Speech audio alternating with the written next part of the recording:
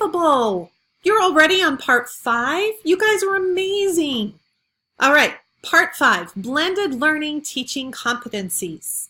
This is really going to be a good exploration of what it takes to really make your schools be part of that blended learning connection.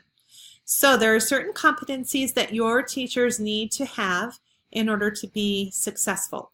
So our activity is going to be a jigsaw activity. You're going to use this blended learning teacher competency framework, and you're going to be assigned specific topics. For example, we have mindsets.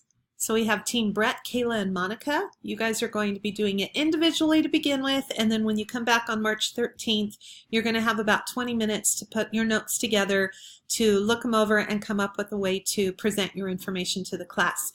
As will our qualities team, Carly and Lynn, our adaptive skills team, Cindy and Christy, and our technical skills team, Shauna, Jennifer, and Robin. So everybody has links to the information, and everybody has links to notes. So I'm going to click on the notes page. This is the technical skills team page.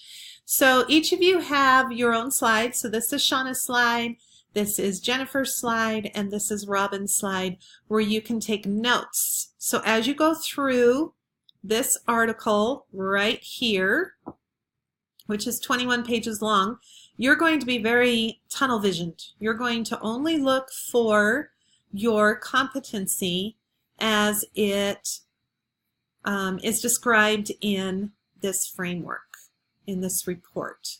Okay, so lots of really good information. Hopefully this will help you cover all of the material quicker and have it be a little bit more effective in your learning. All right, so I won't show you the rest of that. Let's go on back to the page, and that is part 5. So go ahead and get started. When you're all finished, you only have one more part to do, and that would be part 6. All right, I'll see you in part 6. Bye, guys.